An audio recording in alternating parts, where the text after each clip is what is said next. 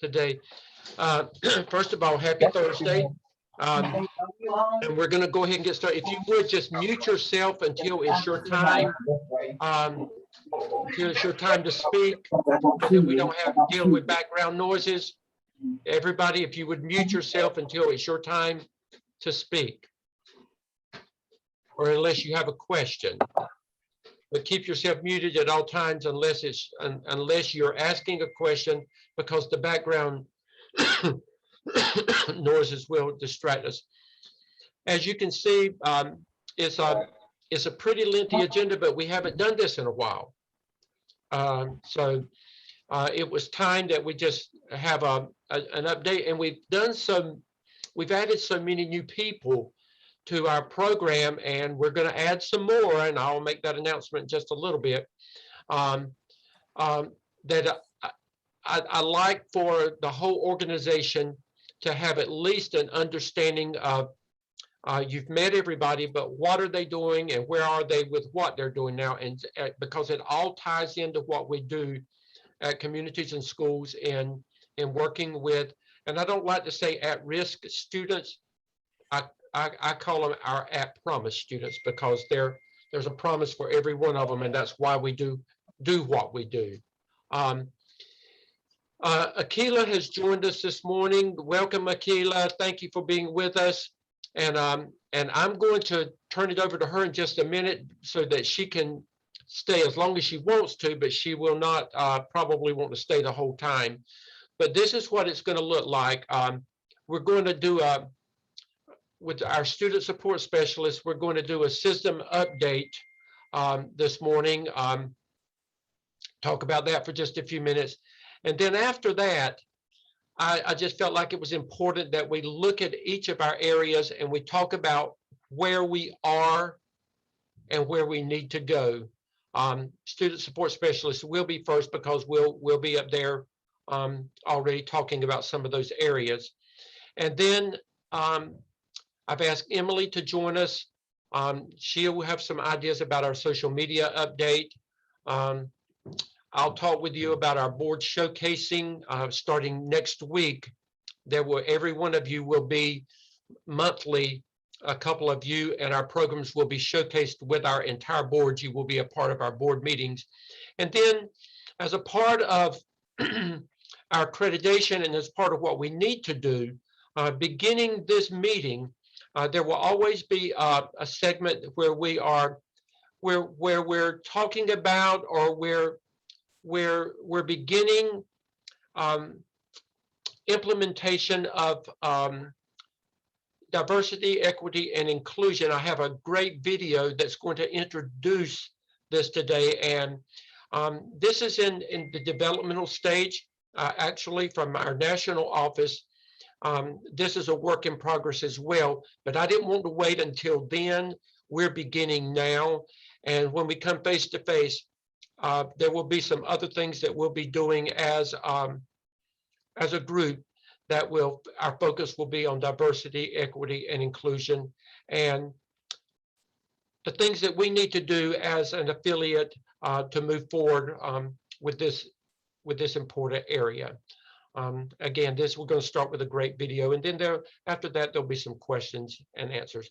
I'm going to stop sharing at this time, and Akillah, everybody doesn't know you because we have some new staff. So if you would introduce yourself and then let them know who you are, and I will say Francis and Gertie, whenever they're our re-engagement coaches.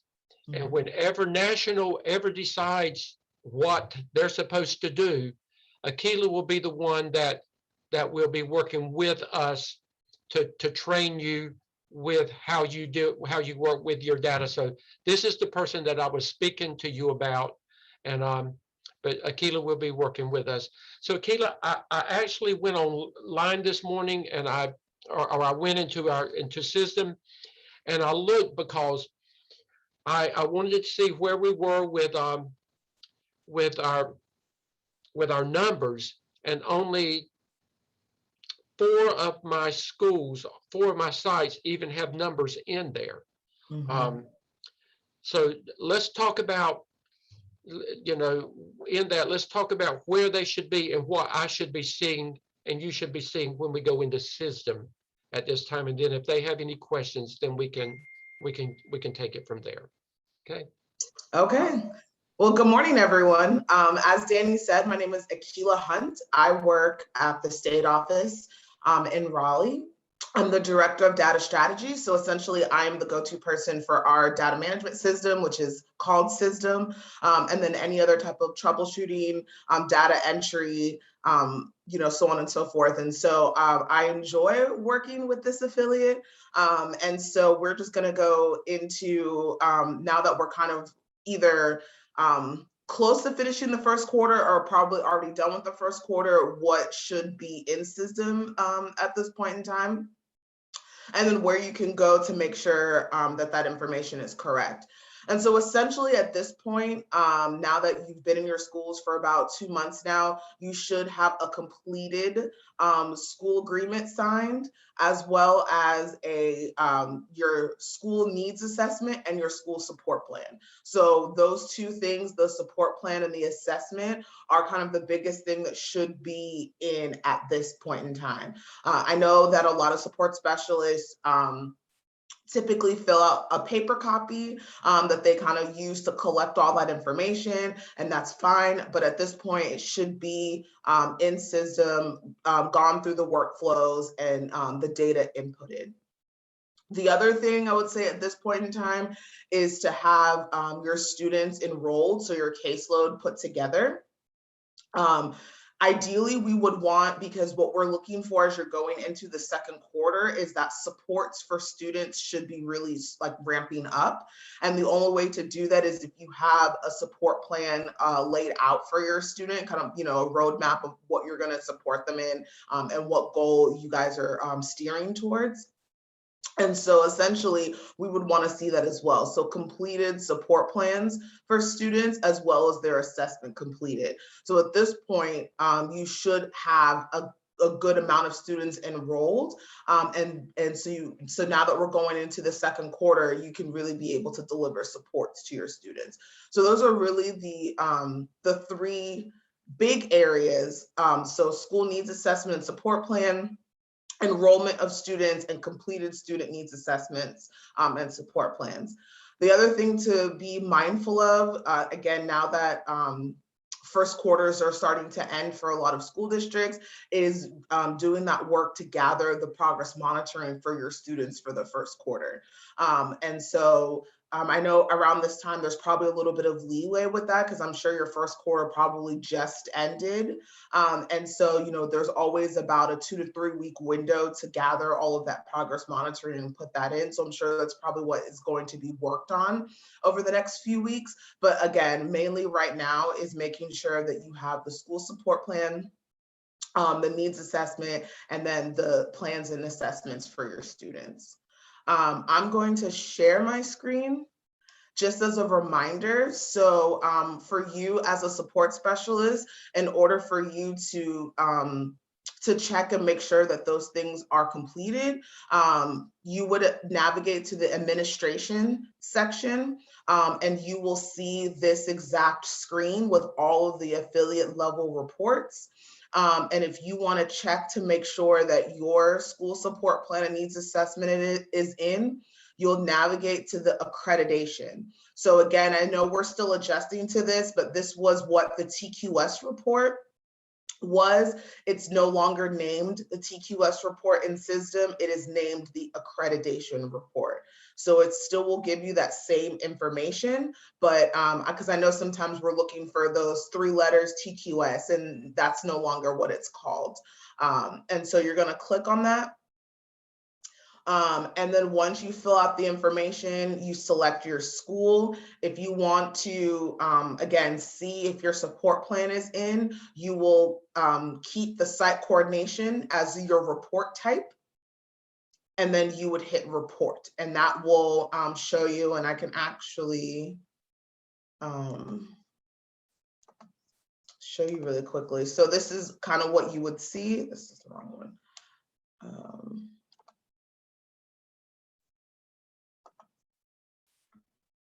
area.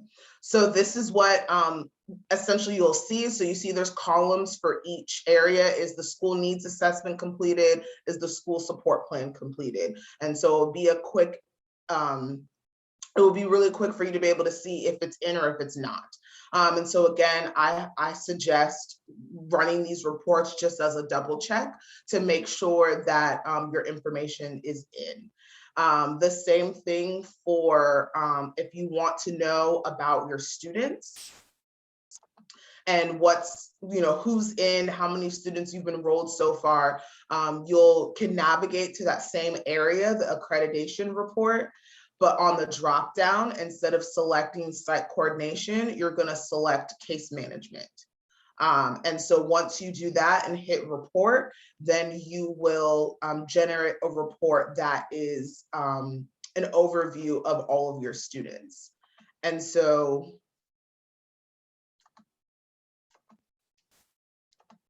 again, you'll see it laid out in this particular way. We'll show you how many students have been enrolled. What you really want to look for is how many students are enrolled with support plans. I know sometimes kids, you enroll them and then you find out a couple weeks later that they're no longer in the school, so on and so forth. But you just want to make sure that your students that the students you've enrolled have completed support plans. If you're on this level and you want to know particularly what students specifically have plans and do not have plans, then you will click on the underlined case management button, and then that will give you your actual case managed student by student, and you can see all of these same columns, but on your individual students to see who has what. Are there any questions about any of that thus far? Like I said, the three main things that should be in is just the general enrollment of your students, the school support plan and needs assessment, and then your student support plans and their needs assessments. Akillah, what I'm seeing now in system is CIS Academy, I'm seeing 31 students. Lumberton Junior High, I see 32 students. Purnell Sweat, I see 35 students. Red Springs High, 31 students, and that's all I see. Correct. That's all I'm we seeing. have about 3 schools that at this point do not have any students enrolled. And so I don't know if they're, if you are having trouble with getting parent consent forms signed, or if you have, all of them signed and you're waiting to put them all into system all at once. But again, I highly suggest at this point in time to get your students enrolled and put into system, just so that we have an understanding of how many students that you're going to be serving for the year. And then really the biggest thing we're trying to avoid is getting to the end of the year and having to put in this information. That's something that we do not want. Not only is it a misuse of your time, because I'm sure there's a lot of things that you could be doing to help close out the year for your students, but then we're also going to be losing the accuracy of the data as you're trying to remember things from October and September and October all the way in May. And so we really, now if you're having issues getting your kids consented, then that's definitely something to talk to Dr. Stedman about in your school administration. But if you have the signed forms and you're just kind of holding on to them, let's go ahead, even if you don't have, let's say, all of your students, but you have a good 15 or 20 kids already consented, let's go ahead and put them in system, because we need to, again, see some sort of progress, and we want to have an idea of how many students you're going to be having on your caseload for the year. Okay, Akillah, reasonably, the ones that have to put in, what's a reasonable turnaround time for me to expect for that to be done? I would love to see by the end of this month. So by the 29th, which would be the last working day of October, to have the students put into the system. Okay. And I'll be monitoring that on a regular basis and kind of see where we are with things. And again, and if there's some sort of technical help that you need, or if you're having trouble, I know over the last couple of days, I've been getting some messages around error messages or like duplicate students and things like that. Like if you're having trouble completing a workflow, getting a student enrolled, please reach out to me and we can help troubleshoot that with you. Or if you have any questions about how to go through that that process, please reach out. But again, we would really love to see these students put in CISDM, because again, I really want to avoid putting more work on you towards the end of the year, even the mid-year, where you're trying to put all these students in mass. Well, we don't want to mess up a good thing. Akillah and I have been communicating on a regular basis, and our reporting from the national level, the corrections that we've had to make have been minimal. And it really has, you've done an excellent job. So we want to continue doing the excellent job that you've always done. And this is how we do it. It's this is a fidelity check today to make sure that we're keeping up with what we're supposed to keep up with. Okay. Who would have a question of Akillah while we've got her attention right now about anything dealing with CISDM? I do. Okay. Please.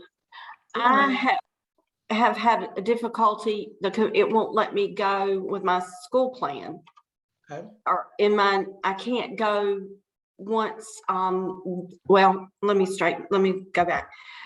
When you enter some of the data regarding the children, as far as girls and boys and things like that, and the computer figures the percentage, and it says it's supposed to be, you know, both percentages should equal 100.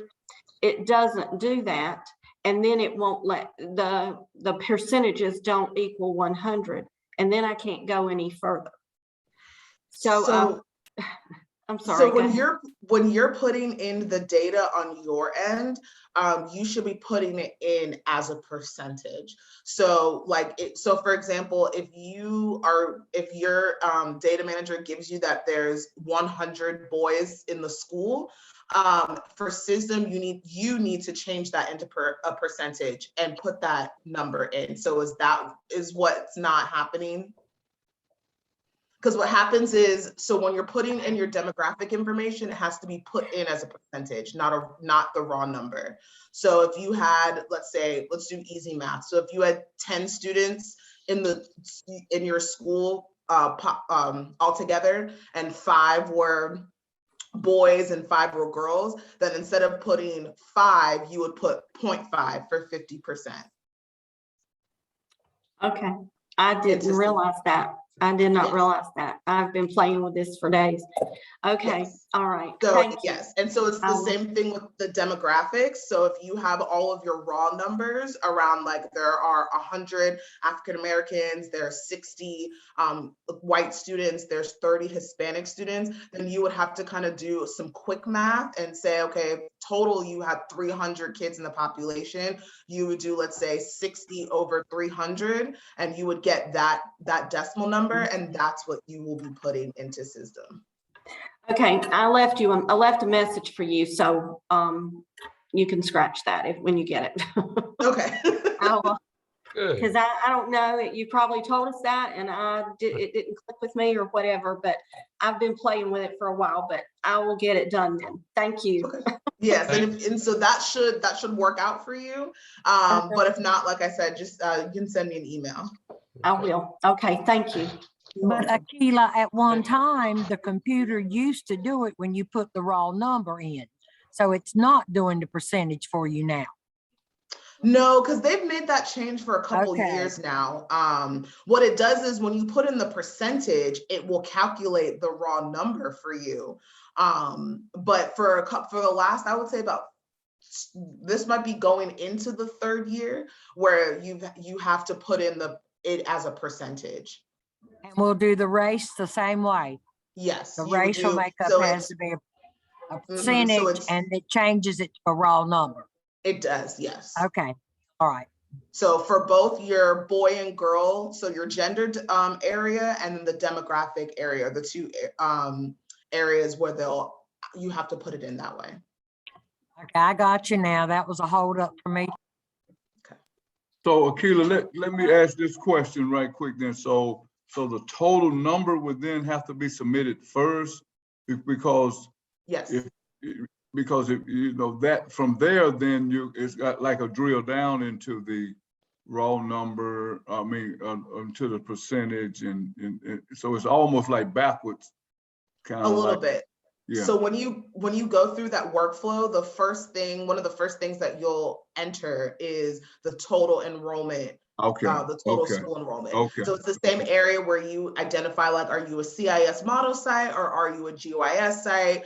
What Okay. school year is it? Like, it's in that first about 5 or 6 Okay. Mm-hmm. Areas of information, and you'll put in your total school enrollment, and then you'll continue filling out the rest of it. So yes, it is important to put that number, or else it's going to be difficult to calculate the rest. Gotcha. Thank you. Okay, good questions. Other questions? Yeah, great questions. Other questions? Okay, I didn't think there would be a lot of questions, Akillah, but I just wanted to make sure. I don't ever want to take it for granted. Okay. Dr. Stedman, Yes. I apologize. We've been trying. I'm over at CIS. Can you hear me? Can you hear me, Dr. Stedman? I can. It's okay. You're there now. We're not ready for your part yet, but It's interconnection connect. It's a problem with it connection. I'm here though. okay. Okay. If you would just go ahead and mute yourself until time. Thank you. Any more questions for Akillah? Akillah, is there anything else that you need to tell us that at this point? I do not. Just like I said, continue putting in that information. Then if you need anything, you guys know how to contact me. And as always, I'm happy to help. Akillah, and as always, thank you for all that you do. Akillah's kin to me. Y'all didn't know that, did you? Yeah, I've adopted Akillah. She's part of my family. But anyway, Akillah, thank you for everything. You're very welcome. And you're welcome to stay with us as long as you want to, but I know that you've got a million other things to do as well. But I appreciate you guys, making time for me this morning. So enjoy the rest of your meeting. yeah, and I can't wait until one day we can bring you back this way. Yes, I'm looking forward to it as well. Yeah, we'll have to get something from Papa Bill's like we did before. I'm intrigued. That barbecue that you like. Oh yeah. Okay. All right. Okay. Bye, Bye, Akillah. Thank you. Bye-bye. You're welcome. 11 out. Okay. Please keep yourselves muted until it's your time to speak, because we'll get an echo. Oh, sorry. Okay, that's good. Let's go ahead and let's talk about just very briefly. Everybody, are you okay with your tier 1 and your tier 2 activities? Do we need to talk about that? You know what you need to do? Are you everybody good? And these are the student support specialists. Are you good with your, give me the thumbs up if you're okay with your okay. We good. Good, okay. You'll be okay. Volunteers, I got volunteers on there. Again, we need to, last year we weren't able to do a whole lot, and we're still limited in what we can do, but we need to begin looking at opportunities again for people to volunteer based on what the public schools is allowing. But even if you have to include them virtually, and again, I'm looking at, there's ways that we can do that. We would still have to have them, if they're volunteers, we would still have to have them, approved. But you can assign them a virtual buddy.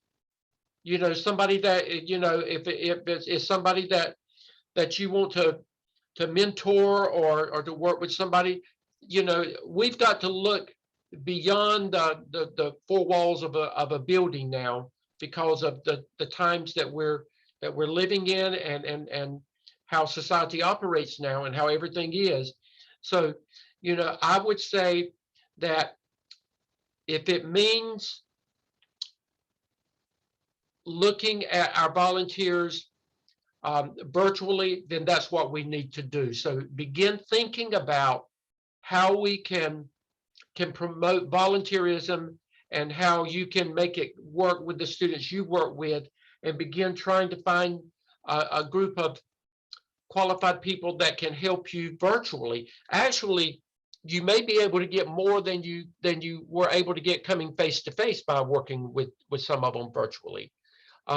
So be thinking about that, and we're going to come back to this, but I wanted to give you time to think about it first. And we'd like to get it started before Christmas, but I would say by January, we really need to focus hard on what volunteers are going to look like, you know, at your school, and how we're going to do it. So be thinking of some ideas and a plan that we can come back together and discuss at our next meeting. Okay. I would hope that everybody is already implementing Why Try in your schools. Again, give me the thumbs up if you have already done something with Why Try this year. Okay.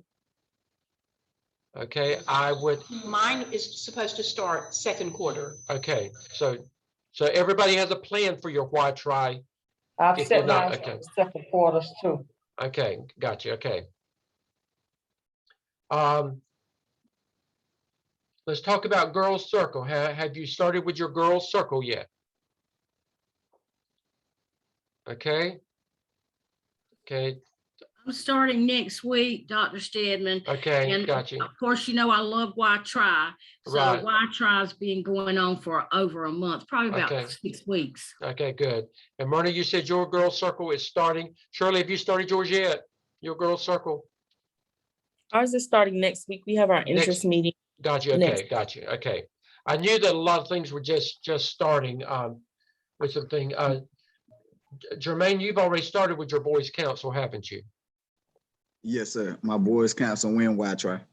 And Why Try? Okay. Okay. Okay. Let's talk about the virtual reality labs. Has anybody been able to use your virtual reality labs with a group of students yet? Has anybody? I haven't, but we plan on using it sometime next week. Okay. I'd like for you to,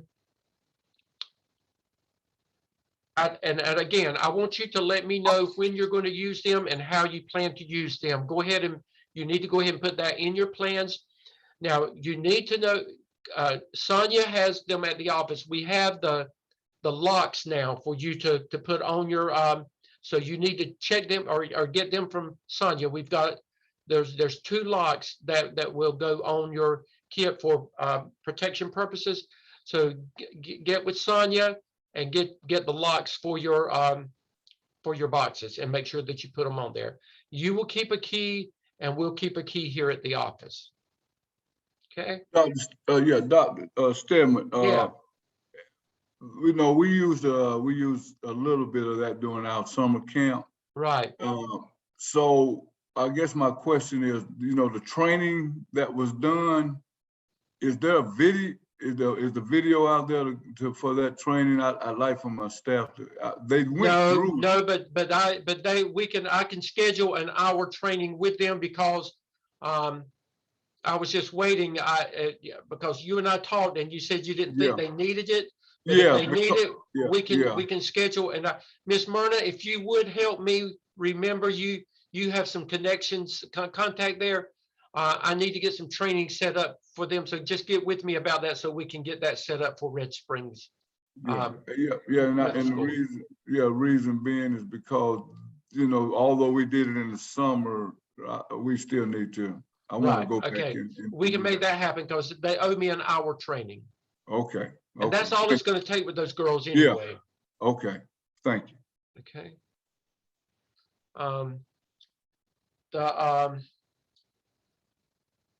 let's come back to, let's go to our Bright Ideas grants. How many of you actually submitted a Bright Ideas grant? Kathy did, Myrna did, Maisie did, Judy I did, did. Shirley did, Sylvia did. Okay. Okay. Do you know when we're supposed to hear anything from them? Can you remember? Okay. I don't know. Just let me know if you First hear of the any. year, I think it is. The first of the year? Okay. Just keep me posted if you hear anything from that. Okay. The other thing, and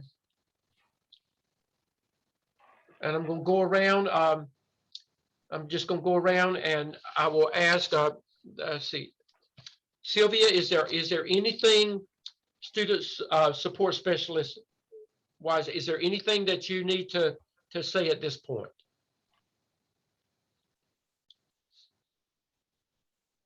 Repeat that question. Is there anything I need to what? Any, as a student support specialist, is there anything you need to share at this point?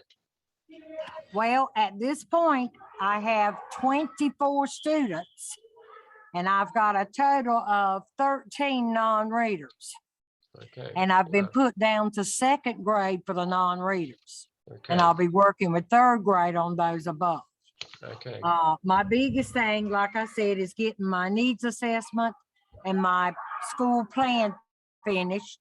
I've gotten my data consent signed. I've gotten my administration consent signed. And what I'm working on is getting all of my demographics so that I can get everything logged into the computer.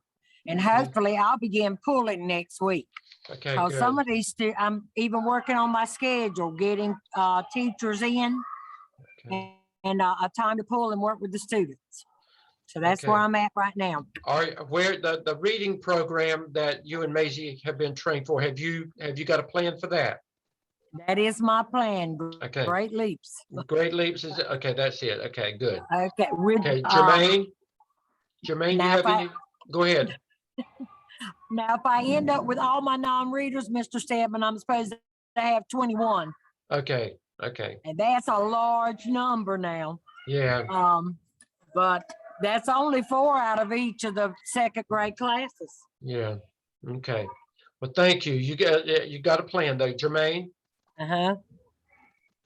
Everything's looking good right now. Still aiming towards 45 students.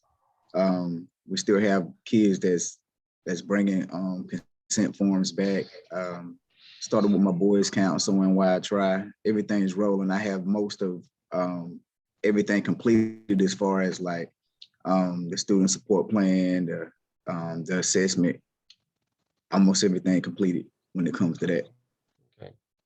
Okay. Good. Shirley. Everything is going good. I have my 31 students in the system right now.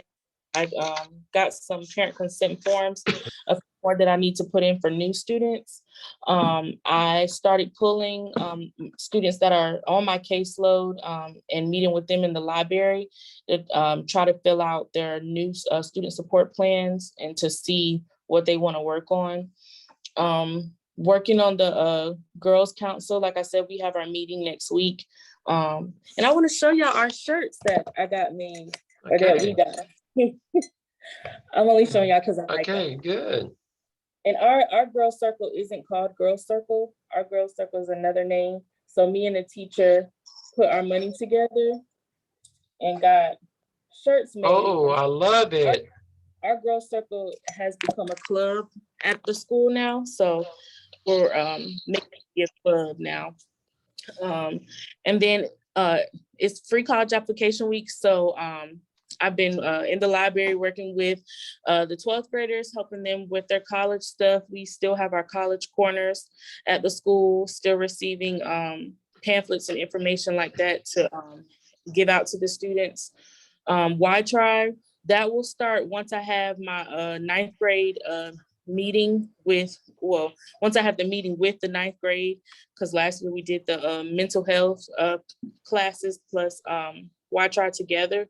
So this year we're trying to see how we can do that as well, whether it's going to be virtual or in person. Seeing that this year I'm doing it by myself, and last year I had a little bit of help doing it. So we're figuring that out. Yeah, and that's it. That's all that I can think of right now. Great job. Okay, good job. Okay, Maisie.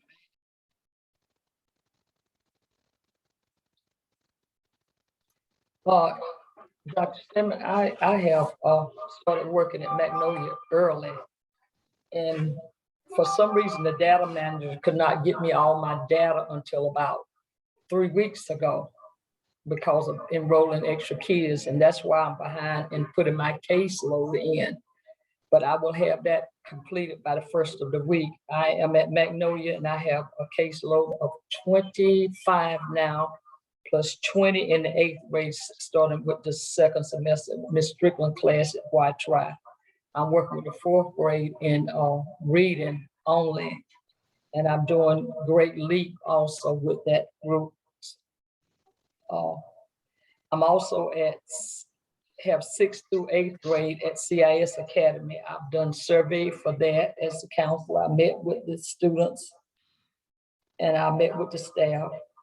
Each person have received role and met with the council information. I have started individual and classroom sessions at the time, and I will make sure that I get my data input. But that's the only thing I'm left to do is put that in, and I just constantly ask for your prayer and encouragement because I'm going through with my mom. I'll be up sometime 12 or 1 o'clock at night going over to Woodhaven. So it's just been a trying time for me this last couple of weeks, and then get my data late too. That's right. Well, we sure will, Maisie. Okay, Judy. I forgot to unmute it, but Red Springs is a little kind of, I feel like I'm backwards the whole year. Our principal did not come on staff until late in September, or permanently. And so I'm a little behind the 8 ball at this point, but we're getting it done. So we're on the ball now. So, and now that I know how to put my stuff in, I can probably get it done better. But I plan to, we were going to start our mentoring probably later on, though. We have talked about doing it virtually too. Our principal said that we could use the auditorium and the kid and use do Zoom with them then. So we're getting all that together, and like I said, I'm getting it done. It's just a little later than I had planned, but through no fault of anyone else's. Everything was just kind of put behind because our principal was late through no fault of hers. Right. So we're getting it done, and we'll see. Okay, and Judy, if you would go ahead and get with Johnny and find out, try to and talk to me of maybe, hopefully I can get there by the next meeting. So if you would get with him and get back with me and let me know when that is. Oh, okay. Yeah, you know what I'm talking about. I do. Okay. I'll get with him and get Just back get with me and let me see if I can work that out. I'd like to go ahead and get it done sooner than later. Okay. All right. I'll do that. Okay. Miss Myrna. Unmute. Okay, when I listen to some of the issues that the other schools have, I know that here at the academy, I'm super blessed. So my Girls Circle got going September 16th. That's the highlight of my week. When I take those Girls Circle over to UNCP and hand them, literally, she wants me to hand them to her, Miss Nancy, and we meet at the Native American Museum, and she has the program already lined out. When I tell you a super program, these girls can hardly wait to get there. And next month, we're going to Town Creek Indian Mound on UNCP's minivan. everything UNCP pays for. So I know that that's going to be just a neat thing. And she's going to do a second group for me second semester. So my Girls Circle's doing really well. UNCP is also sponsoring our ICE House Studies, which is the entrepreneurship program. It started this past Tuesday. We had our literacy night this past Tuesday night, and it went over pretty good. Also from UNCP, I'm getting readers for some of my students. Video, they'll be reading virtual to the kids on the Unfortunate series, and this is going to be a year-long thing. Yesterday, UNCP sent their nursing students over, and they did a program for us on healthy lifestyles. And we are going to participate or get to go see the Christmas program on November 23rd. So in terms of my tier 1 things, we're doing really well. I have 31 kids enrolled, and my tutoring's going really well. So I don't have any problems. And there's some things that I can allow the academy to do differently that you can't do, because I'm basically considered the superintendent for the academy. So, you know, where the public schools will not allow some things, I can make decisions for Ms. Myrna that all of you are not allowed to do at this point. So that's why there are some things she talked about that the public schools they have not changed their stance due to COVID at this point. Okay, so that's it. Thank you, Ms. Myrna. Okay, Ms. Kathy. Dr. Stedman, before you go on, could I add something, please? Yes. I have Dr. Stahl from UNCP with 21 volunteers that are readers to the 4th class that I have her out. And I'm trying to get at the RCC is supposed to be coming in with some upgrading now 8th graders to abreasting our 8th graders for the upcoming year for the 9th grade. Right. Thank you for mentioning that. And then Dr. Stahls and Mr. Freese will talk about that in a few minutes. Dr. Stahls is also working with us with some other endeavors as well in the county. So, okay, Ms. Kathy. Okay, this year's going really extremely well. I have kids, it seems like just about every day, stopping me in the hallway saying, Miss Kathy, I heard about your program. I want to be part of it. You know, of course, I can't handle all of the students, but anyway, I've got 35 enrolled. I was waiting for 10 parent consent forms to come back, and they're all new students. So I've got about 7 of those. I plan to work on those this afternoon and get them enrolled in the system and complete the support plans. And I should be up to date on all of that as far as the database information. As I mentioned with Akillah, I started my Y-Tribe 6 weeks ago, and the students are really, really enjoying it. And, you know, I think, you know, part of that is because I enjoy the Y-Tri so much, and it just encourages them and, you know, to love it as much. And in fact, I had a student just Tuesday invite a couple of his friends. Of course, I had to get the teacher's permission to allow him in the room during first period.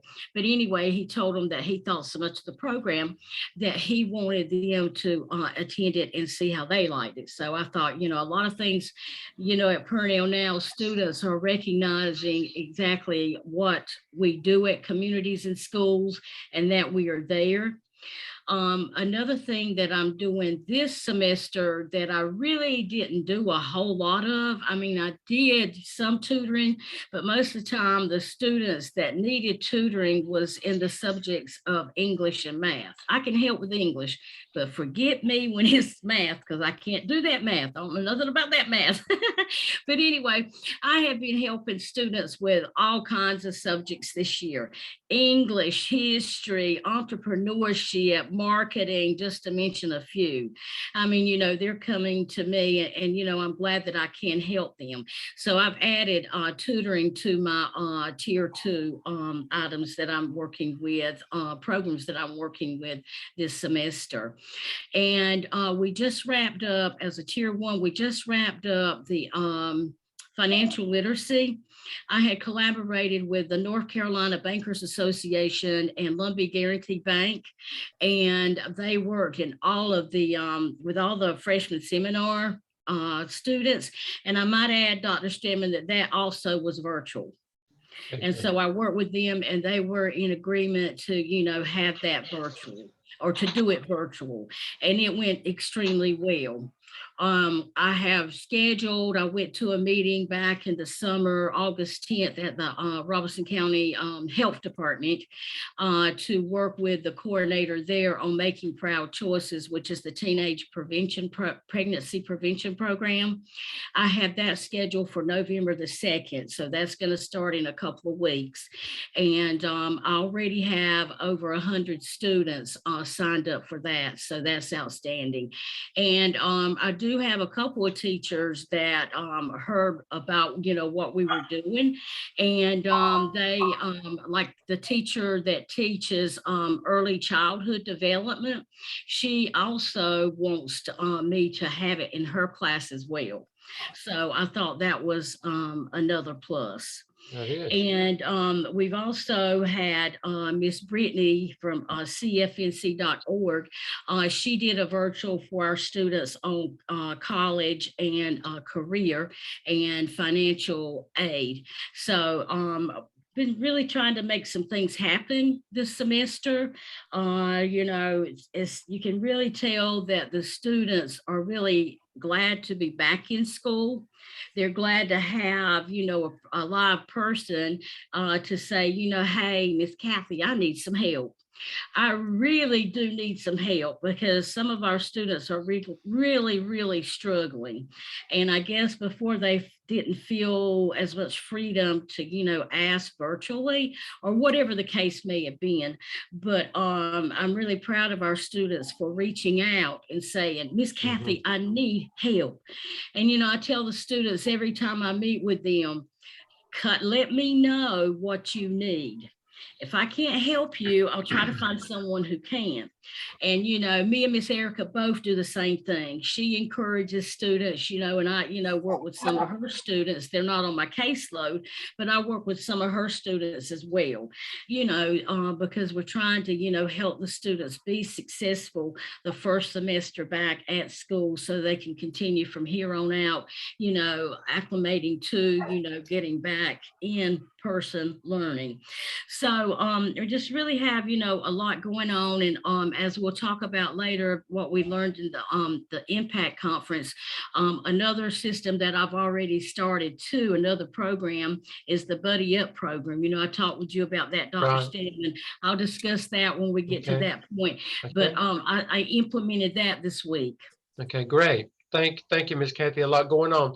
I thought about this, just a second, Jermaine and Shirley, but I thought about this. Be creative with your volunteers and your volunteer hours.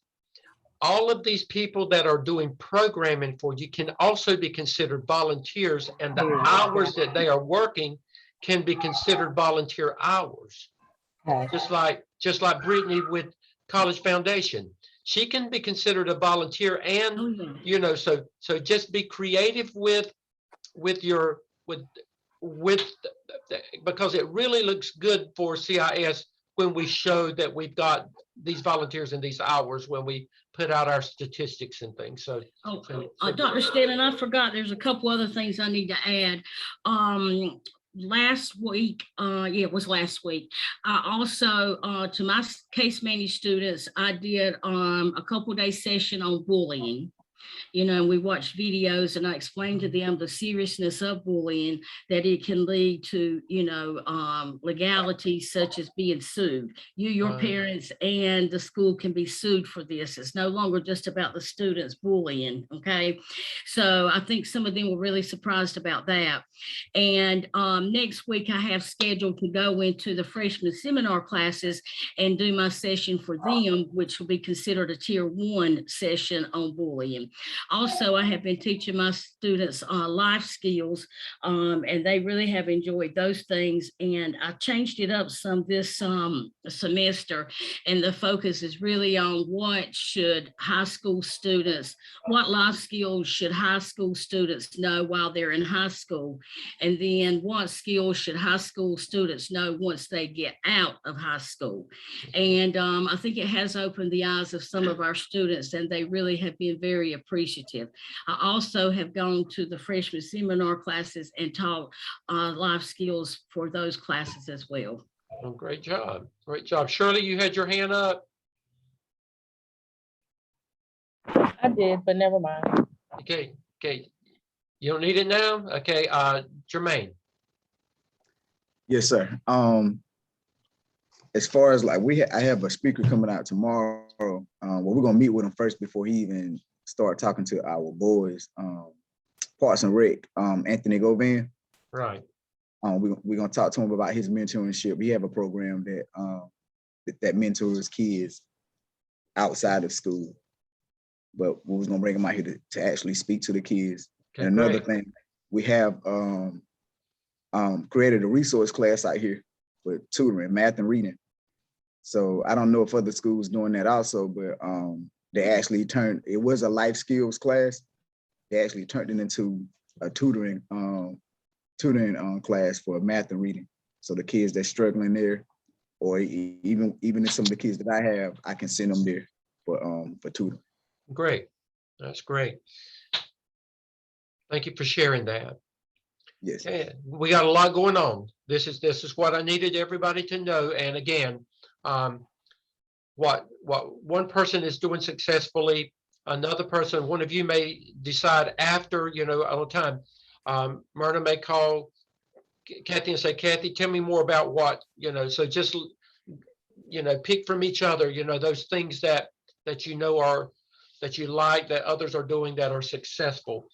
I'm going to ask Emily to join us at this time because she may have to leave. Emily, are you still there? Yes, good morning. Okay, I'm here. good morning. Good morning, Emily. Emily's going to talk to us. Emily, I got some ideas before you get started. I'd like for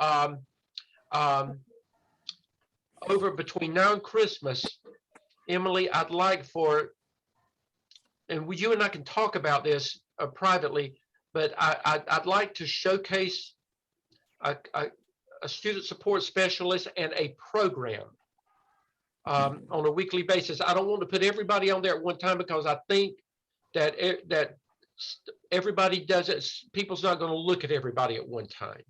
But if we put a couple on there a week and introduce it that way, I think that we can do so. You can pick and choose, work out a schedule where we will focus on. It may be Sylvia this week, and then we may interview Francis and Gertie for our re-engagement coaches, and what are they doing and who they are. So just be thinking about a plan for us to get our message out there.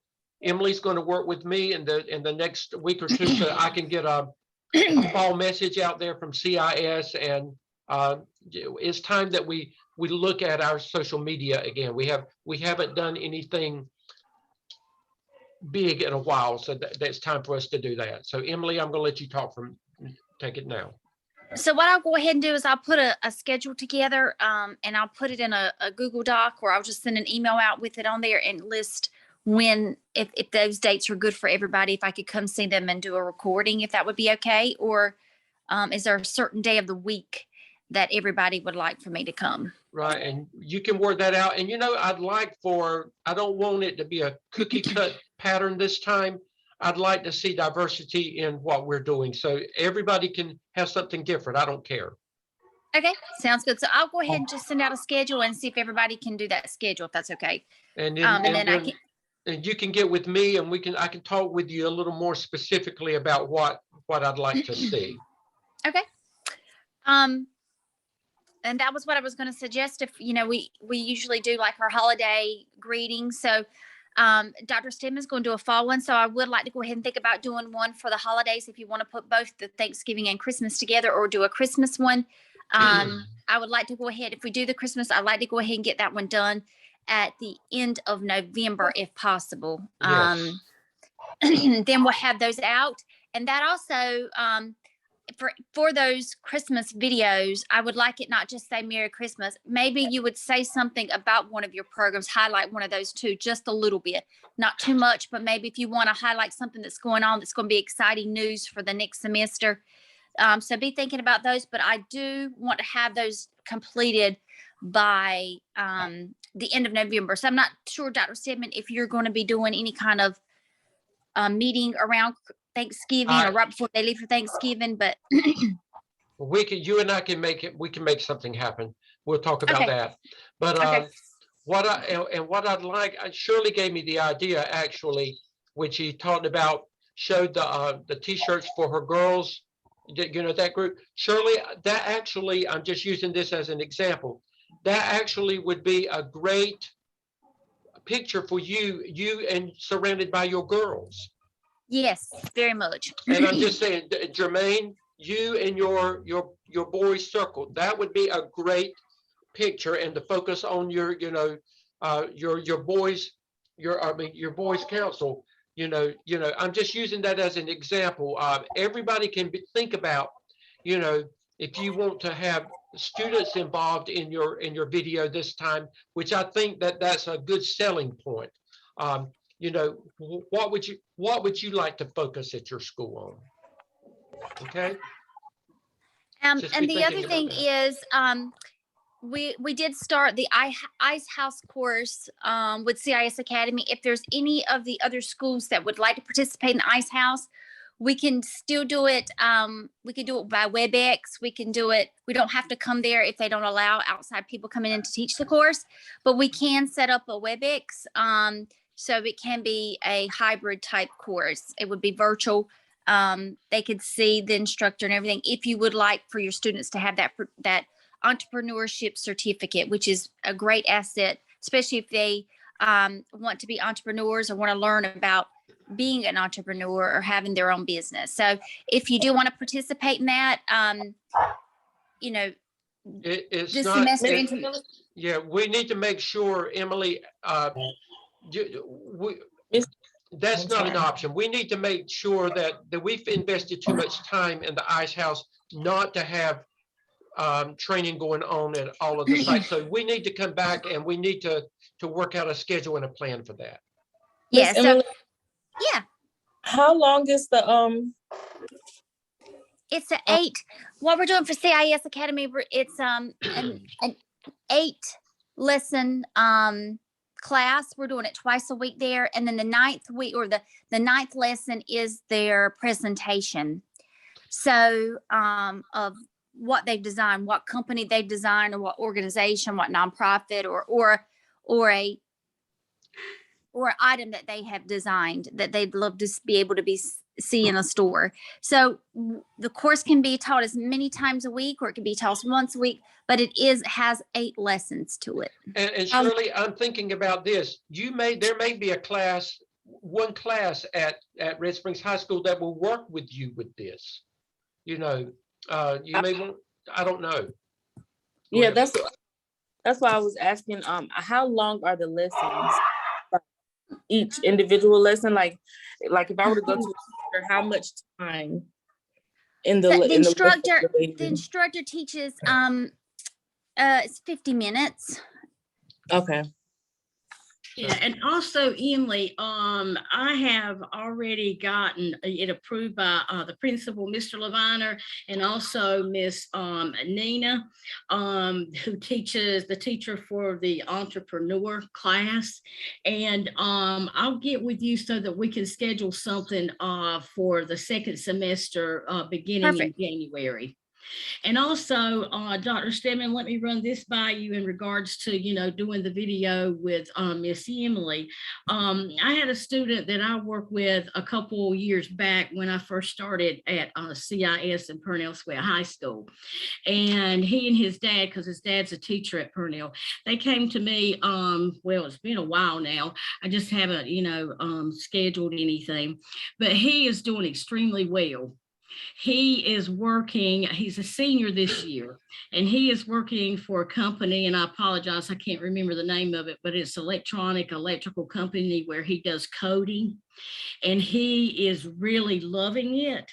And he is making good money, and they've already offered him a full-time position when he graduates high school.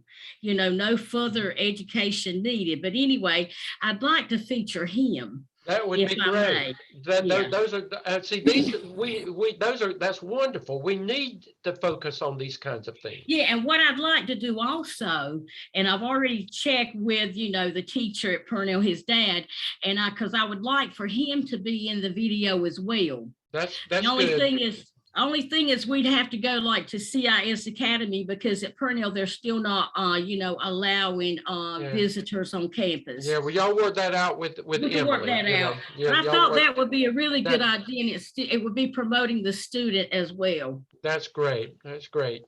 Tim, Emily? I've got a question for Emily. Emily, we at Red Springs Middle, and I haven't given my report yet at our after school program. We actually did the curriculum for the Ice House with at UNCP, and actually our instructor was Mr. Thomas. I forgot his name. God, Hall, Thomas Hall, huh? Thomas Hall. Hall. Mr. Hall. And we went through that curriculum, and I had 5th and 6th graders, and this was pre-pandemic, and we did a 5 or 6 session curriculum, a 5 or 6 session part of the curriculum, which involved the curriculum as far as entrepreneurship and building a business. And so we have that. We had some pictures and whatever. Do you have access to those? I can get those from Mr. Hall. That was prior to me teaching the class. I remember him telling me about that. That's been what, about 3 years ago, maybe? Yeah, that's been about, it was pre-pandemic, but we went through that curriculum. Yeah, I can get those pictures to you. Tim, he talked with me about that, Tim, but we want to make sure that, he said the 5th graders, it was a struggle because he said they weren't quite ready they weren't mature enough to handle the curriculum. He felt like, so as we're looking at, as we're looking at, we need to make sure that our audiences, I would say 7th grade and above. Wouldn't you, Emily? Oh yeah, because there's some writing, and also there's a lot of interactive engagement, I guess you would say. So yeah, I would suggest doing 7 and up. Now what we've done in the past with CIS Academy and another at Southeastern Academy, we had, this was prior to COVID, we taught the course at the same time. It was different days of the week. And then at the end of their session, they did their presentation in front with the chancellor. And Miss Myrna can talk about that they came out to the campus and did their presentation, and it was for the chancellor's challenge. So, and then the ones that wanted to go on, they could go on to the next step and they had an event at the university, and they could present their little project there. Okay.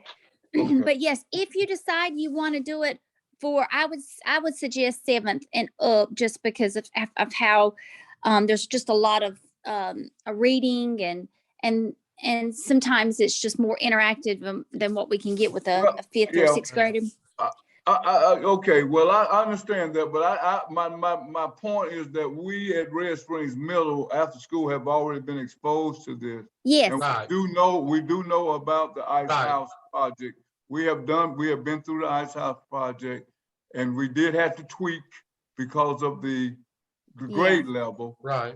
And so I'll just speak with Dr. Stedman as to. Okay, we'll talk about that, Tim. We'll talk about that going forward. But yes, we are and we have been involved with the Ice House project. So, right, and Mr. Hall remembers that well. He was very complimentary of it. Okay. And it doesn't mean that we won't do those grade levels. It's just that it's more of a challenge to do those grade levels. Yeah, well, I just want to know where our history was on that in terms of, did we have the documentation, the pictures and Yeah, stuff Dr. I mean, I could get all that stuff from the university and Mr. Hall. I can get all Okay. that from you. Okay. Yep. Okay, okay, okay. You mhm. know, as we feature our after-school program, I'd Right. like for that to be. Yeah, yes. Thank you. Okay, Thank you, Tim. you're Okay, welcome. Emily? I guess lastly is I put up the information when schools, like I got the information from CIS Academy yesterday about UNC Pembroke's nursing students coming for. So if you still are having events on campus or you're doing things with your kids, send me pictures so that I can be putting so that people can still see the engagement. I know some of it is, a lot of it's online, but still, you know, take a snapshot of them together, especially Shirley with the with those. I love that picture. I mean, her shirt. So that's just cool if we can get a picture with her kids Right. in those shirts, or herself in those in Right. her shirt, and so then she can explain what's going on at at her school. So if you could get me those, that would be. But go ahead and be thinking about what your statement will be, and I'll send something out about the end of November, the week of the end, before we leave for Thanksgiving, to go ahead and do our Christmas, so that I can get those out there, and then we'll do a weekly session in the month of December for spotlights and highlights at your school, or what's going on at your school. Emily, after you and I talk, you can actually send out information to every one of them, just saying, just briefly a recap. This is what I expect whenever I meet with you. Okay. Okay. And also, Dr. Smedman, I know this is not, I just emailed you some information. It's maybe a small little grant that just came across my desk from Kelly. You might want to, it's due like on November 1st, but it's dealing with rural kids and health. So, but it's got like a short, I think you have to have it in by the November 1st. That's all right. We've turned them around in 2 days' time. Well, I just wanted you to see that. So if you do see that from, I just forward that to you. Okay, thank you. Kelly I had- just saw it. I'll look at it in a few minutes. And thank you so much. Any questions of Emily before she has to sign off? And Emily, you're welcome to stay with us as long as you want to, but I knew that you may have other things that you needed to do. Okay, thank you. Thank you. Okay, let's move on. Miss Francis and Miss Gertie. I'd like for them to just to briefly just all of you have met them. They are working at our 2 high schools, and they are our re-engagement grant coordinators. And I'd like for them just to briefly share with you what they're doing to try to beat the highways and the byways and the hedges, compelling them to come in. Gertie and Francis, if you would just talk for just a minute about what's going on there. And if y'all hear while they're talking, I'm going to step away for just a second.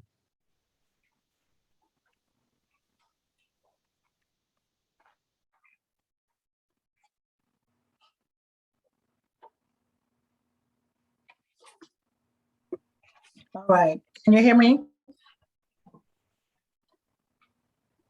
Y'all hear me? Gertie and Francis, yeah, everybody can hear now. We can hear you. Okay, thank you. All right, we are the re-engagement coordinators, and we work at I'm in Red Springs, and Miss Gertie is in Purnell Sweat High School. And we work in conjunction with the social workers, the guidance counselors, the teachers, the YDA, and the administrators at each school. And I also work with the student support service, Shirley there.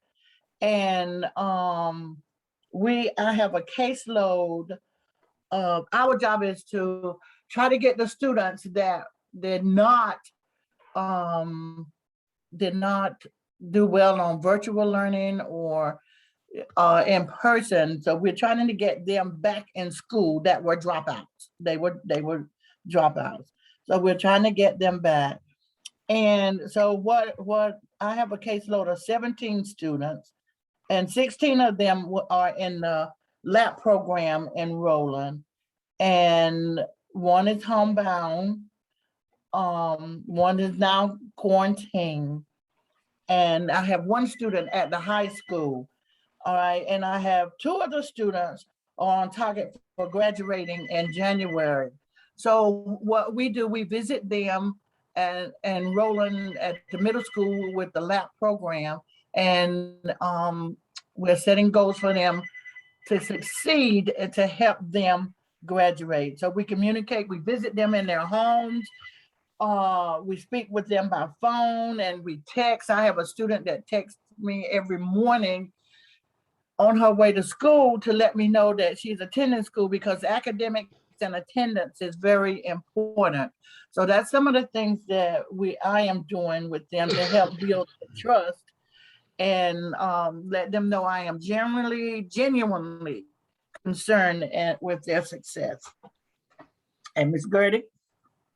I initially received the list of 26 kids. And these were all supposed to be seniors. And they had from 5 to 23 credits. These were kids who were not engaged in school, and this was all COVID related. And the first thing I did when I was on the job, I made parent contacts. And when you're trying to make parent contacts, the one thing you don't have is information, current information in the computer. So that was a struggle in itself, just trying to contact parents. But after making many phone contacts, I was able to clean that list up that I received. And parents, I had 3 kids that were transferred to other schools because of credits or grades. 3 of those kids now are remain, of course, at Purnell Sweat School, and one's getting his grades up. He will become a senior once he makes up English. I have 1 homebound student. I have 12 kids that are in lab, and of course, some of those kids were dropped because of continuous effort over the years from 9th to the 11th grade. From YDS and guidance and et cetera.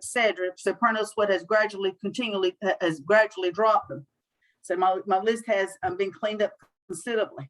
Now, another responsibility we have is, let me say this: how do we address the needs of these kids? Well, there's YDS.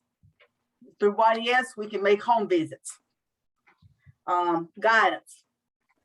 Miss Patterson and I, we get attendance from guidance, we get grades from guidance, we have transcripts, so this is the information that we have for every single student.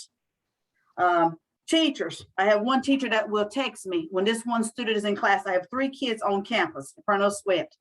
So I have been able to keep up with my 3 students, their grades, their attendance, and I go and I have to cautiously tread water where those 3 kids are concerned. And I'm keeping up with their grades to make sure that they're on track and they're passing those classes for this 9 weeks. Then lab. We go to lab. Miss Patterson and I, we go together. We're together on this thing. We go together and we meet with our kids every 2 weeks at Roland and with the lab program. She meet with her kids in one part of the media center. I'll meet with my kids in another part of the media center. And there we can actually meet with our kids in lab. So that's better than actually doing a home visit. So what we do there, we talk to our students. We get updated information that's not necessarily in the computer. We talk about grades. We talk about goals. Goals is a big deal here. I get to talk to my kids about college, to talk about what their goals are. If they don't have goals, I try to plant a seed, find out about what they're going to do in life. Attendance. We talk about the importance of going to school. We stress that. And we get to know our students. Get to know their likes, their dislikes, and about home life, what they want in life. And then who's a great resource to all this? Miss Tina. She sends us information, attendance daily. So Miss Patterson gets attendance daily, I get attendance daily. And then here we got RCC information here. So I showed my kids how to get online and how to find information about college careers. In the hallways, I got another source. And she's an EC teacher. She's my contact source for my homebound student. So these are all the sources that Ms. Patterson and I have at our disposal, I should say, that we contact to try to keep in contact with our students. Because we don't have email. We're still struggling with all that. We don't have information in the computer, so we have to make these contacts to try to access information about our kids. Then we report it back to the principal, report it back to Dr. Danny Stedman, and then we put this in to what is called an approved spreadsheet. Okay, this all information has to be put into a spreadsheet. Finally, we have provided, when we're meeting with our kids, we try to provide some incentives. We talk about the importance of incentives and grades. We have come up with, there's going to be a certificate that's going to be given to our kids for overall academic achievement, C or higher. So we want to make it possible so that all kids will get a certificate. Don't want to leave anybody out. And then we also want to do what? Dr. Danny Stedman or the CIS program is going to do what? Give kids what? A $10 gift card per 9 weeks from McDonald's for attendance. So we're trying to reward our kids for attendance and for their grades. And then Ms. Gertie, lastly, let me say this. They're working under a special grant, and it was for 12 months only. It goes away at the end of June. So there's monies that are allotted in that I just didn't want you to think that I was pulling this guy. It's specifically aligned with the grant, and I can only use it for that grant purpose. So when they talk about money being spent, it's money that it comes with the grant. So just know that. Also, and keep in mind, this is a grant that was created for what? These are kids that were covered when COVID struck. They saw that these kids were not performing, and COVID was the primary reason why. Well, that was an indication that, I mean, prior to COVID, they were doing okay. When COVID struck, guess what? These kids, all of a sudden, they failed. They were failing. It was kids that were lost in the cracks is basically what they're calling. In the crack, right? Yeah, and all these kids are not all making A's. They were not all failing. Some of these kids were making A's and B's. So you can't very well say that all these kids were failing. Okay, some of these were actually good kids. And finally, December the 8th, there's going to be a social that's going to be held at Mariana's and to recognize these kids as well.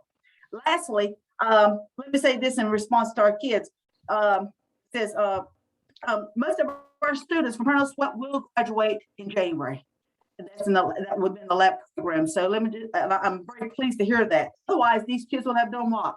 If it were not for the efforts for the lab program, most of these kids would have done what? Have dropped out. So this is an absolute plus and a wonderful thing. And one of the things that Francis and Gertie are doing is with this population of students, because most of them that they're working with, most of them are seniors or should be seniors. As they are, whether they're completing the LAP program, even some of them, they realize that they're aging out. They are even helping them to go to RCC and get their GED if that's what it takes. But they're helping them with a plan so that when they do graduate, whatever it is, that they're already taking in consideration, trying to help them determine if they're going to go to work somewhere, if to try to get them interested in a certificate program at RCC or a 2-year program if they're qualified, or college. They're also helping them try to know that there's a next step and they need to plan for it. So Gertie and Francis are working with that as well. And I will say this as we're moving on, that I actually I got the email yesterday, Gertie and Francis. I have an emergency meeting today at 12 o'clock, a Zoom meeting from the state office.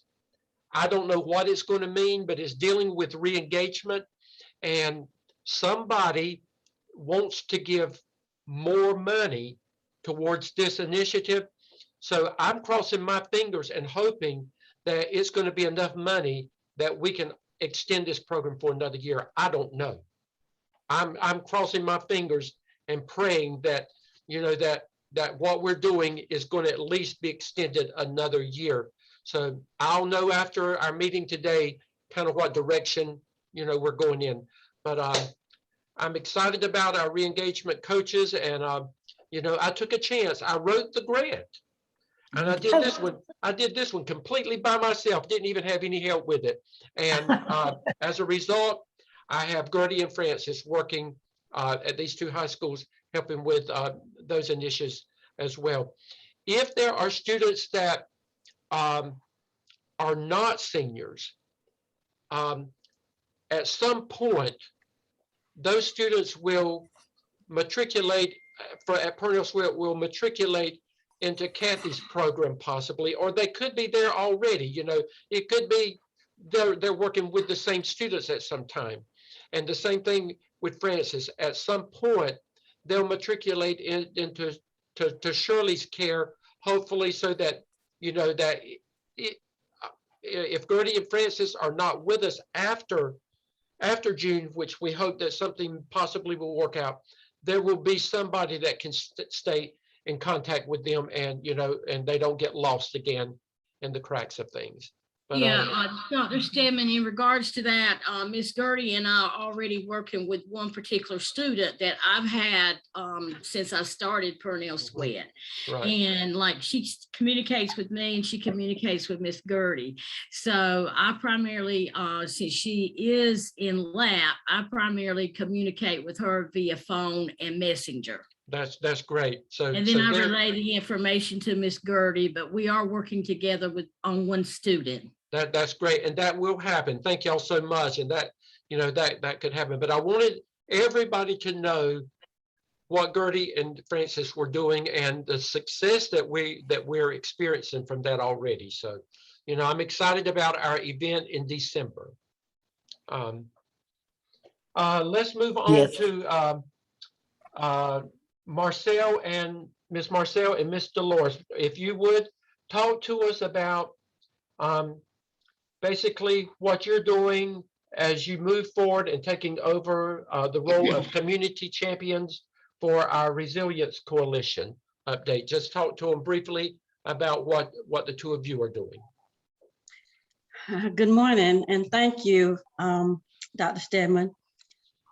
If you will, let me engage your imagination for about a minute to get you, it'll be less than a minute, to get you where I'm trying to where I am as it relates to my new role as a community champion. Imagine, and most of you have probably been on an airplane, flown somewhere in your lifetime. Imagine being on a plane, taking a trip. I can assure you that peanut, pretzels, Coke, Diet Coke is not a priority. You want to make sure that if something happens during that flight, that you are taken care of. In other words, I'm talking about safety. And to make all of that happen, you have to be prepared. And as a flight crew, that is our job, to make sure that during the course of an emergency, which you have no control over, but you can be prepared. And so now we're gonna land this plane. Where I am now, on land, we're dealing with emergency, natural disasters. And now we're dealing with pandemic. Well, we had no control over any of that. But the bottom line is you need to be prepared. And so in my role as a community champion, I'm learning all the ins and outs of preparedness for natural disasters, how to prepare, how to recover. And since I've been on board, I have a partner, my cohort, Dolores Jones. We have been in meetings on and off site with partners in emergency preparedness. So Emily has been helping us with the technology part of it. And we've met with Natasha Murray, Robertson Healthcare Corporation, Stephanie Chavis, Robertson County Emergency Management, Rihanna Chavis, Stacy Kinlaw, and Jessica Lowry with Partnership for Children, Cindy Lowry and Sylvia Johnson, who preceded us as champions, and of course, Jonathan Surrey, who is with the National Center for Disaster Preparedness, Columbia University in New York. And so with that being said, we've had a lot of information that we are processing and trying to put tools in place or keep them in place. They've already been in place so that we can effectively do our job as champions for disaster situations, whatever they might be, and they fall into many categories. We've helped, we started out with Lois Team DeFree putting together packets for the schools, hand out to the children, parents, PTAs, educating them to being prepared and recovering from natural disasters. So we've done a lot of research on the computer, pulling up information to get out there and for our own education. More recently, we've had assignments where we've met with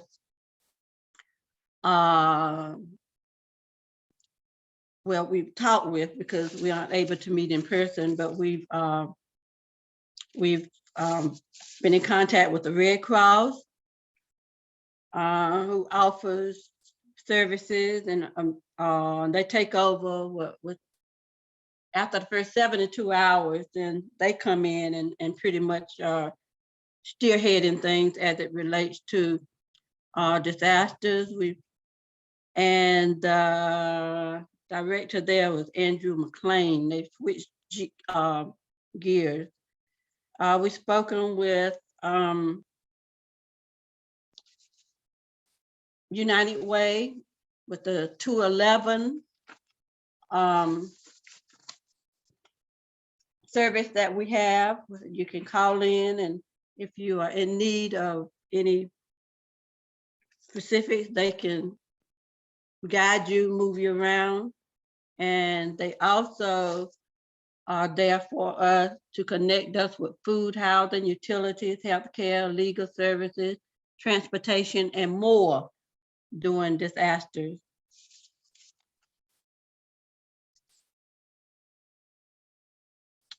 Let's see. We've also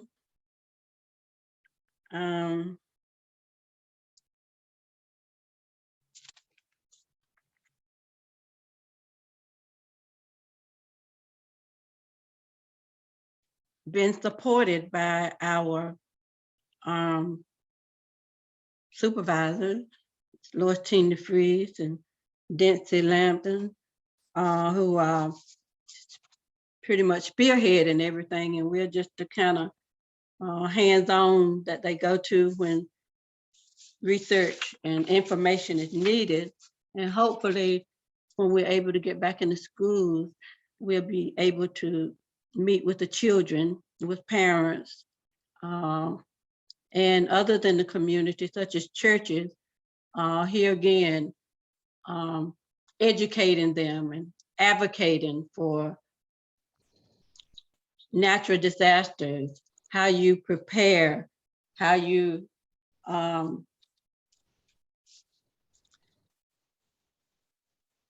recover. Okay, thank you, Miss Marcel. That's and they're doing a fabulous job, Miss Dolores.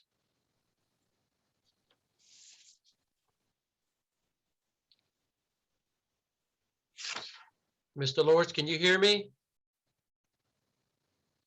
Okay.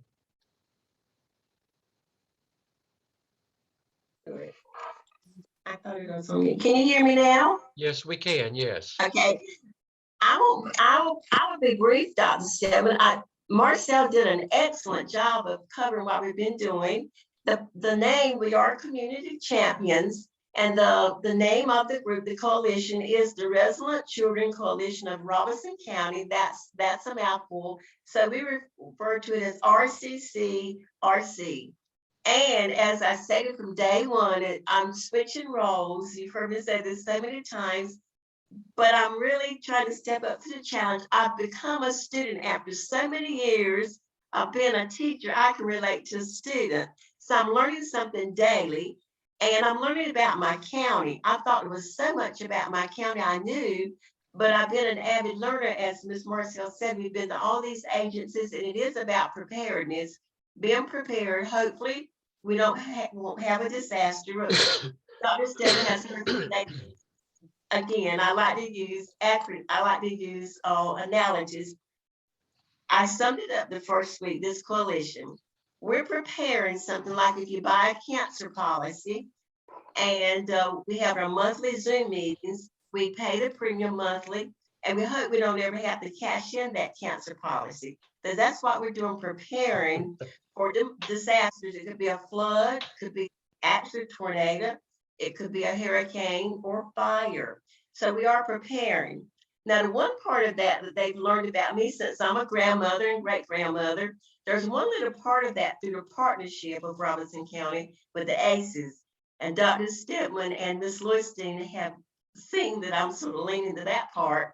So I was excited when we did have a conversation with Red Cross last week.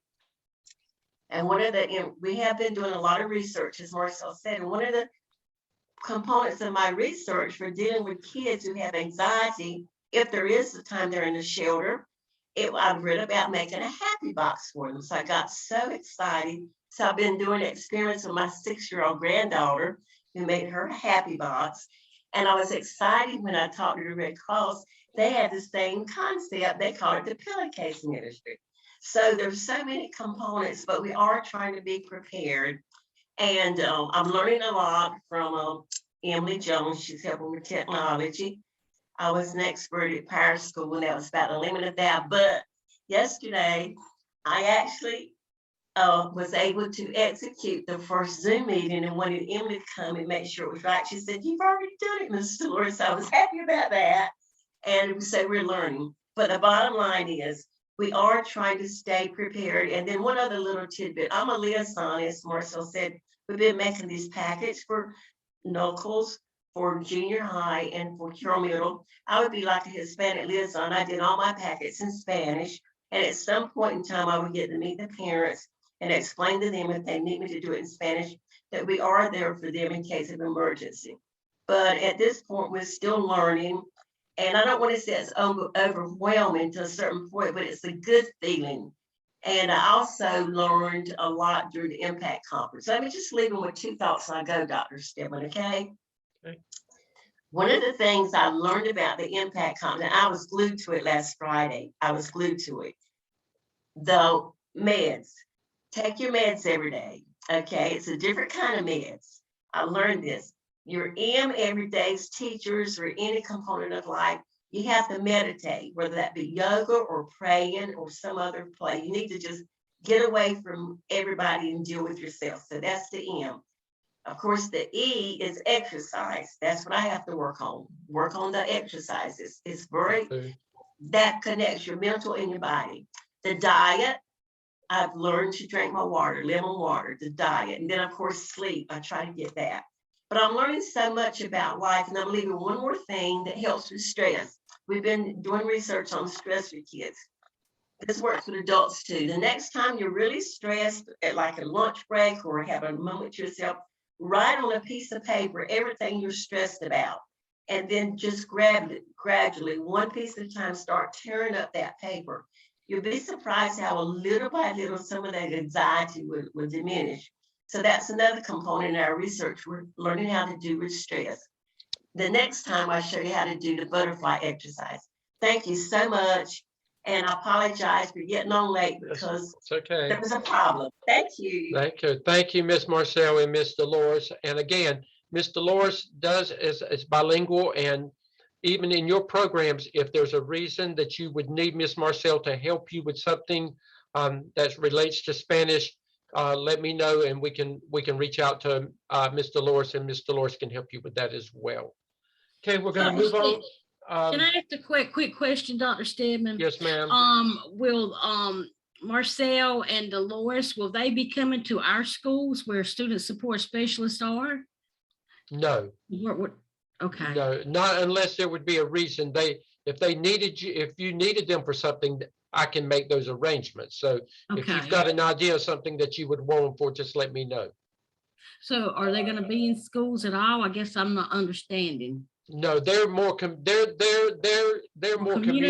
based. They're not school based. They're community based. Okay.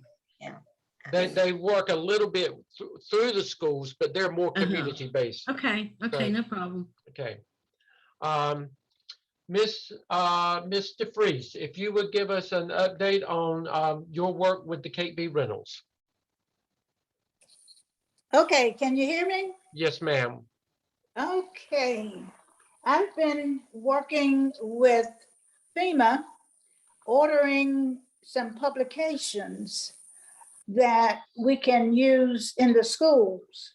I attended a faculty meeting at W.H. Knuckles and distributed, I don't know if you can see this book, it's the Student Tools for Emergency Planning, a STEP program, and this is the instructor's guide that teachers can use with their student. The lesson plans are already there. The activities are included in this book, and it's going to be a really good resource for the teachers. I'm looking forward to getting an update on the use of these in the schools. These were given to the teachers at W.H. Knuckles. Ms. DeFries, may I interrupt for just a second? Ms. DeFries is working specifically with the more in the South Lumberton area and a little bit with Carroll Middle School, but more with Lumberton Junior High School and W.H. Knuckles as it relates to what she's doing. The resources that she has, if you're interested in them, she can connect you with how you can get them to use them at your specific schools, and you can get some of the same stuff. So just reach out to Ms. DeFries if you want this stuff. And of course, it's free. Mm-hmm.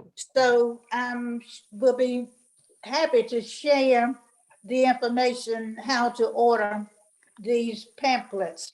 This is another one, helping children cope with disasters. This is going to be for the parents. We want to use this at a PTA meeting when we're allowed to go, because it addresses how children from ages birth to 18 should cope. And it gives lots of good information for the parents. And this is another publication, Take Action and Prepare. Most of these publications are in English and Spanish.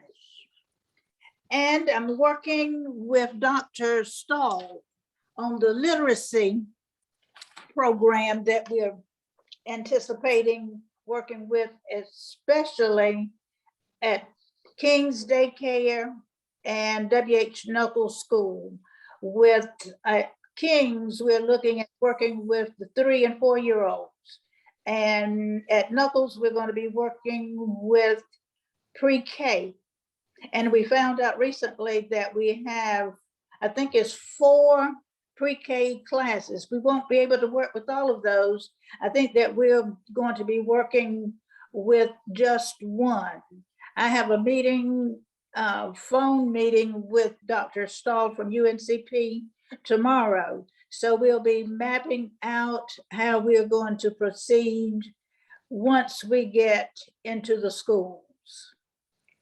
Thank you very much. Thank you. And then Mr. Freese is also working with a couple of other grants that I've written and received, one through PNC Bank and then one through Dollar General.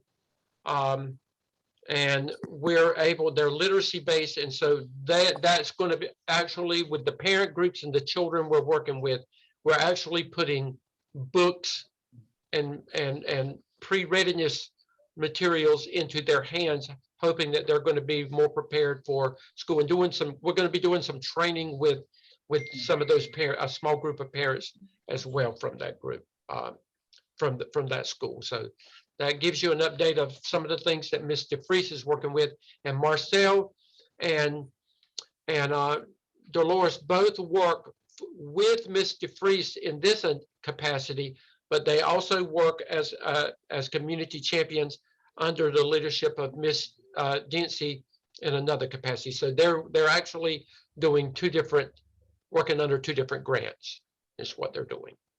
Okay. And Tim, if you would talk just briefly about some of where you are with the JCPC grant and what you're doing with after-school programming at Red Springs Middle School. Okay, thank you, Dr. Stedman. And for those of you, I see there are quite a few of you that I know, and some of you that are just I guess taking part or participating and joining in on this venture of improving our families and our children's lives. I'm gonna give you a quick history. I'm gonna go right through this real quick. We are funded by the JCPC after school, after school program at Red Springs. We're called the Afternoon Warriors. We were first initiated through an after school program at I think it was Pembroke Middle and Red Springs Middle a couple of years, well, I ain't gonna say a couple, with Mr. John Ray. And we have transitioned, Ms. Judy Arrington can probably help explain a little bit more through that, but we have transitioned to now we are, through whatever, we're the only after school program that is now under this Communities in School. And so our after school program is at Red Springs Middle School. And again, we are called the Red Springs Warriors.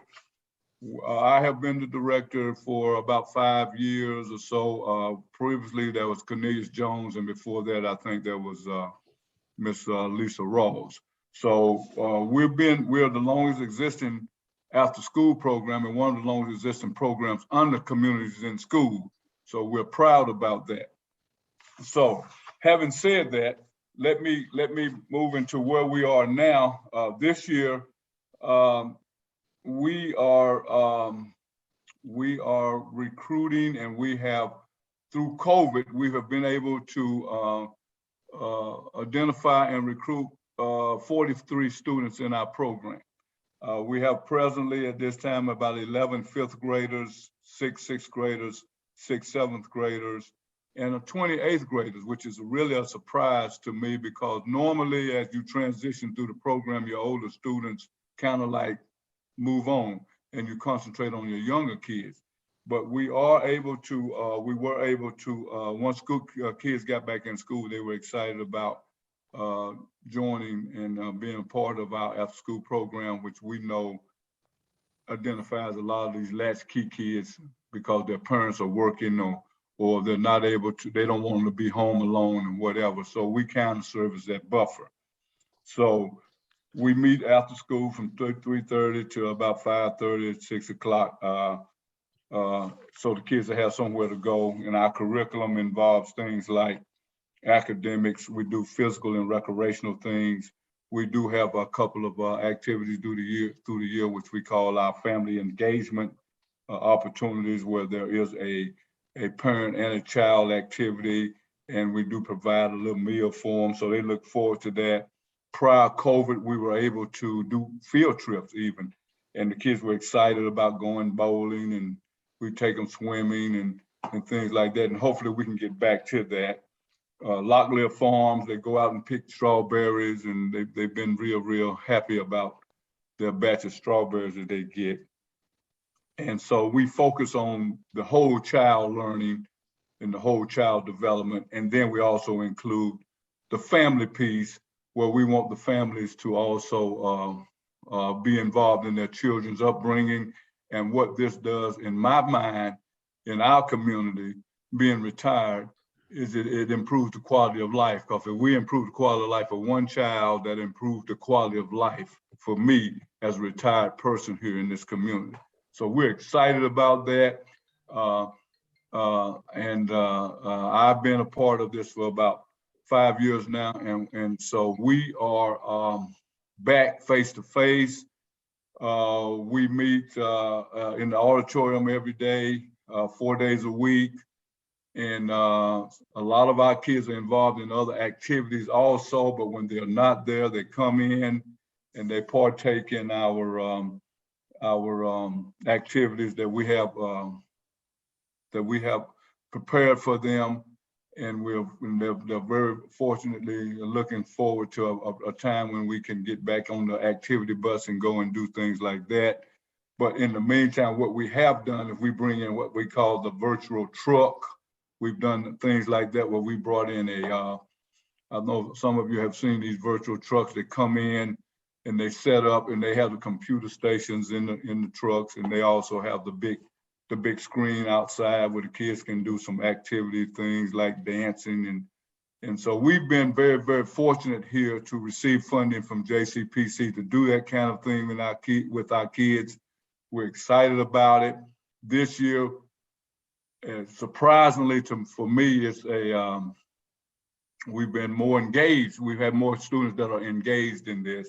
And I think a lot of that is due to the fact that they were home and they were ready to get back out and get involved and socialize with their friends and their classmates and their peers. And so this also provides an outlet for the families, for the parents who are working and don't have to worry about childcare and that kind of stuff. So they have an opportunity when school is out. They know their kids are in a safe environment. They're provided some very good hands-on learning, some I call them some conflict resolution things, and then we also make sure that they've done their academic work for the day.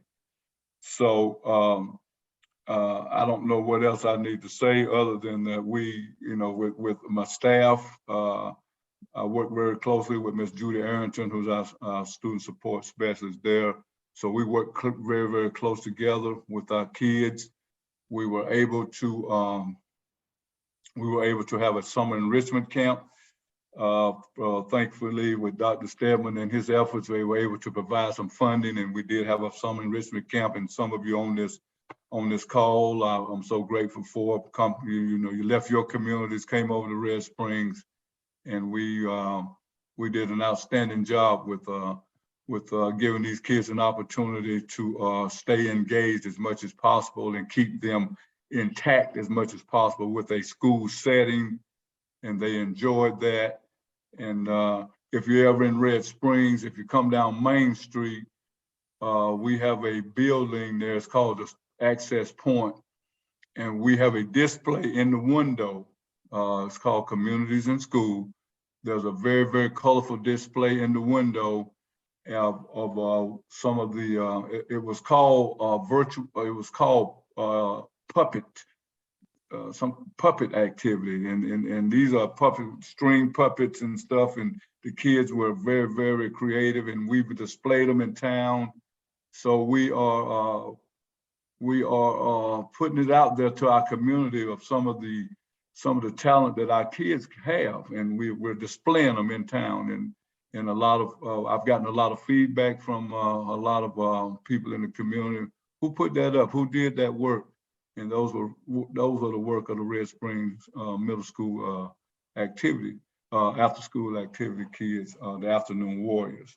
So again, we have about 43 kids involved in the program now that are basically coming in, finding out what they need to do to improve their lives and how we can help them, and actually how they can help themselves. So we're excited. We have a lot of motivation going, and we are so thankful that we do have this program that is funded by JCPC, and we hope to keep it going. Thank you. Thank you, Tim, and thank everybody. Y'all, we're running out of time. What I want to do is, because I want to make sure that when we talk about our impact conference, that we have enough time that we can share well with it. So I'm going to reschedule, and that's all we'll do is we're going to reschedule for next Tuesday at 9 o'clock, and all we're going to do is just talk about the impact conference at that time. That's all we're going to do. Y'all have done a great job. We've got a lot going on, and I knew that this was important. I don't think you realize just how much we do have going on with communities and schools. We're doing a lot. So next Tuesday at 9 o'clock, I'll send you but I want to close out with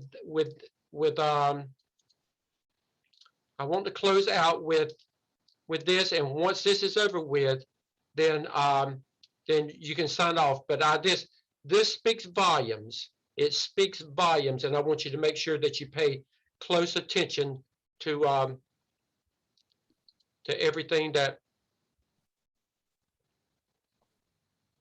Let me see. Let me get it going.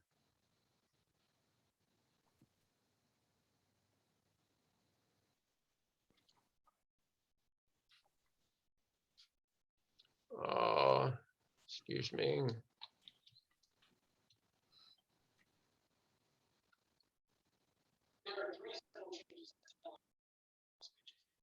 Let me.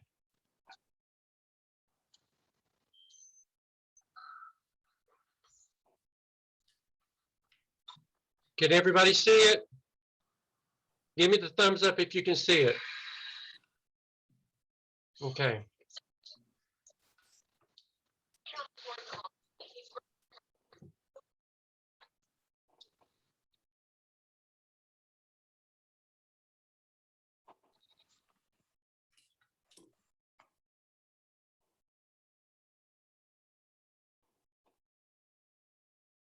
I can't hear it. I don't know if it's just me, Dr. Stedman, but I can't hear it.